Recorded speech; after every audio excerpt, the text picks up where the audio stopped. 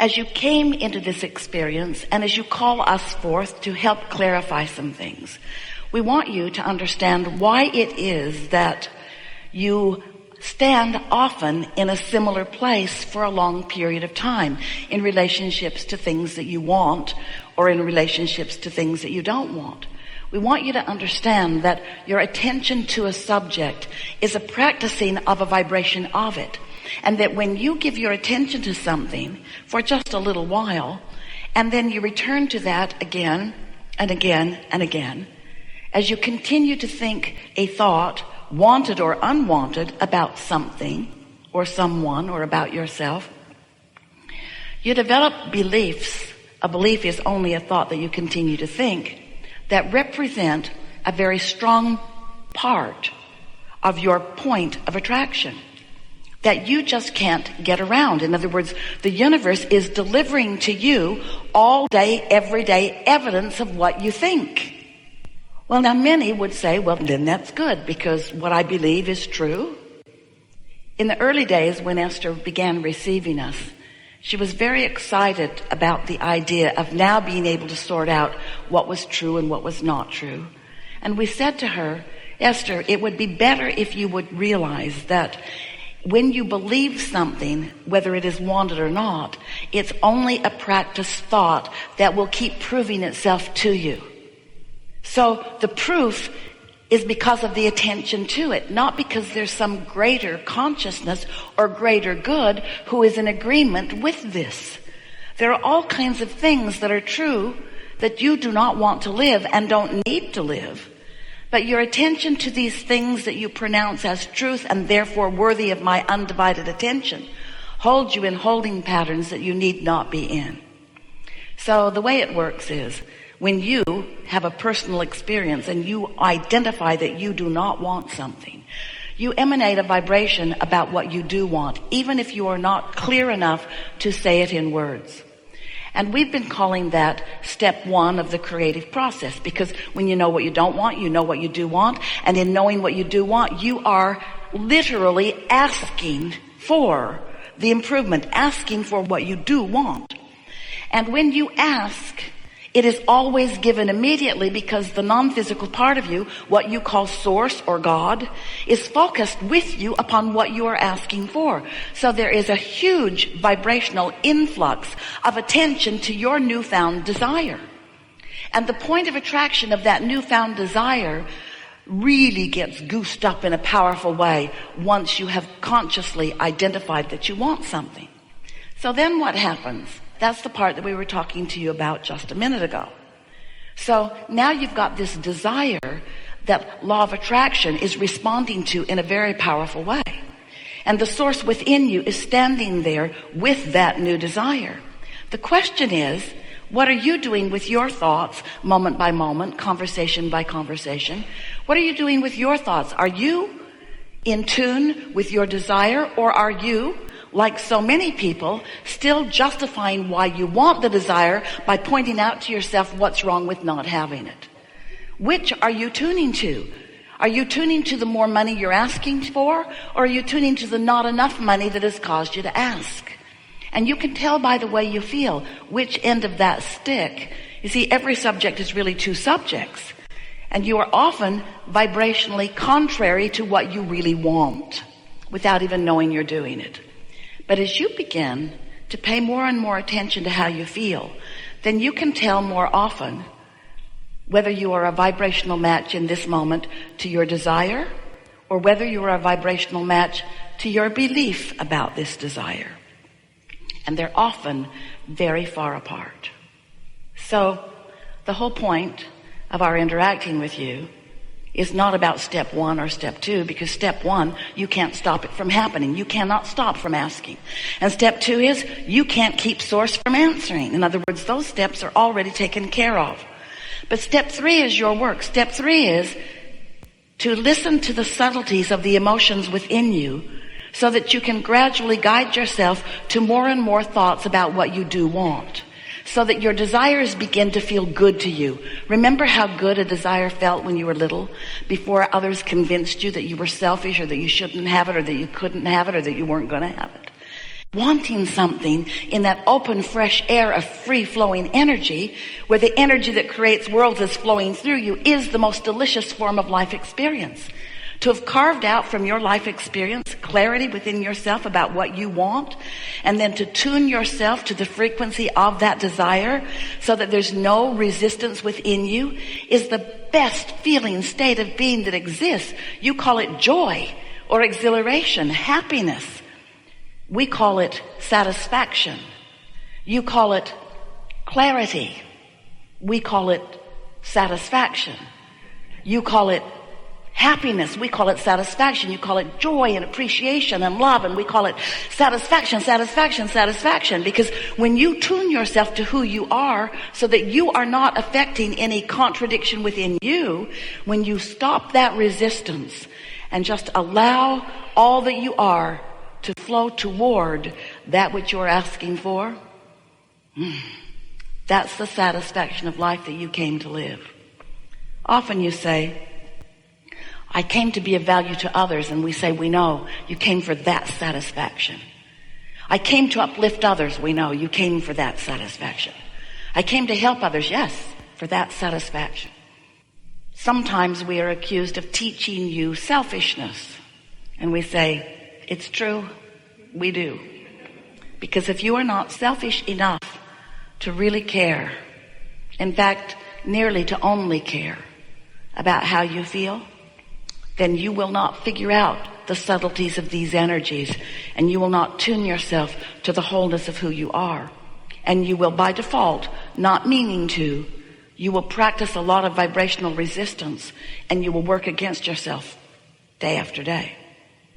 Imagine that you are a train on a very flat plot of ground, and that life shows you that you want something, and that's like putting a strong engine going in the direction of your desire. But then, when you think about your desire, you realize that you haven't accomplished it yet, or you remember that you haven't, or you think that you don't know anyone that really has, or you remember something that somebody told you about how you're not very good at that. And then you put an engine equal in power going in the other direction. And then you want it more, and then you doubt it more, and then you want it more, and then you worry about it more. And so you keep piling up these engines going in opposition to each other, and you put a lot of tension on yourself as you want it but, as you want it but doubt it, as you want it but don't believe it, as you want it but face reality. And that's the thing that we really want to talk about, because this reality that you are observing is really old news. Because once something is manifested, a whole lot of energy has already been flowed about it. And so anything that you are currently looking at, hear this, we've not said this to anyone as clearly as we are about to say it to you. As you look at the current manifestation and think about it, every moment is a current manifestation, isn't it? It's a manifestation where you're perceiving. It's a manifestation where you are acknowledging something that is. You're seeing it and hearing it and smelling it and tasting it and touching it. In every moment that you are doing that, you are launching new rockets of desire. In every moment, there is resistance that you are observing, which is giving you the basis for the continued evolution and expansion that is you. Did you follow that? In every moment that you're alive and awake and focused in this body, there's something happening that is putting new rockets of desires in the vibrational mix, but it is also new resistance in the mix that is you. So just being alive and in this body makes you prone, and we love you so much for this very thing, prone to dealing with resistance. You just can't help it. It's a good thing, not a bad thing. It's the platform from which desires are born. You knew it when you decided to come. You can't get out of it. Stop trying. It's just the way that it is. But you intended to spend a much smaller percentage focused in the now reality in the resistant phase. What you really intended to do is, once a desire was born, to give your mostly undivided attention to the new idea. Because you knew that this forward vibration is really where it is at. In fact, it's so much where it is at that We wrote a book about it. We called it the vortex, this vibrational reality where you've launched all of these rockets and there is a very valid, very vivid, very real vibrational reality that is the beginning of what will be your manifested reality. For example, if you don't have enough money and you want more money, and you don't have enough money and you want more money, and you don't have enough money and you want more money, you've created a vibrational fortune. And then you say, okay, Abraham, so how do I get it out of the vibration and into the bank? And we say, here's how. You tune to the vibrational frequency of the currency rather than to the vibration of the not enoughness that you may be living. It's about choosing which feels better, putting your words and attention and thoughts toward what feels better until you've practiced that vibration enough that there's a sort of flipping in your vibrational nature. It's like the tipping of a teeter-totter on a fulcrum where you find yourself feeling more prosperous than you formerly were feeling less prosperous. And when that feeling shifts within you, you can know that your point of attraction has too. And then the manifestations that you begin walking into have more of the things that you want. Have you ever wondered how it is that things get here? There's no pipelines trucking them in, no spaceships zooming in and dropping off new contraptions. There's consciousness and there's attention to subjects.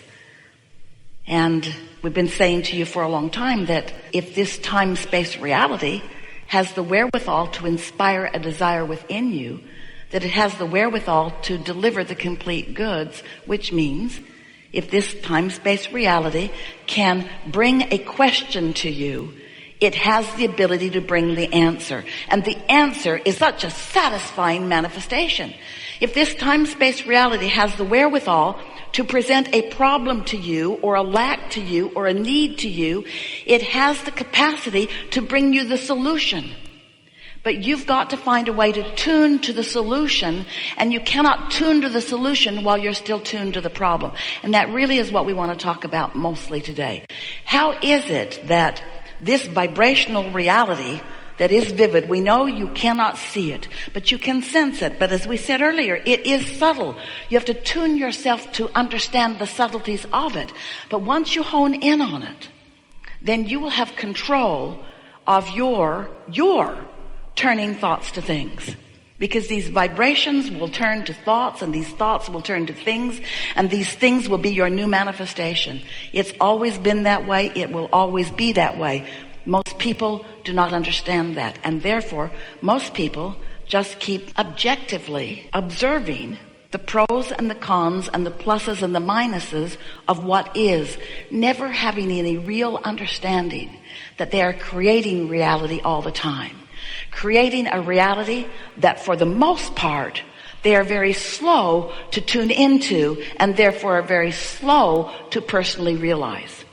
We want you to feel and to utilize deliberately the leverage of alignment. We want you to understand how it is that thoughts turn to things. We want you to be in the receiving mode so that you can be the receiver of the vibration and be right there consciously aware when the vibration bursts into an idea in your mind and you understood that you were standing in an attitude of non-resistance and therefore you were in the receiving mode, and therefore what you were asking for that's been being delivered to you by your inner being and by this vortex and by law of attraction that you haven't been hearing because you haven't been on the vibrational frequency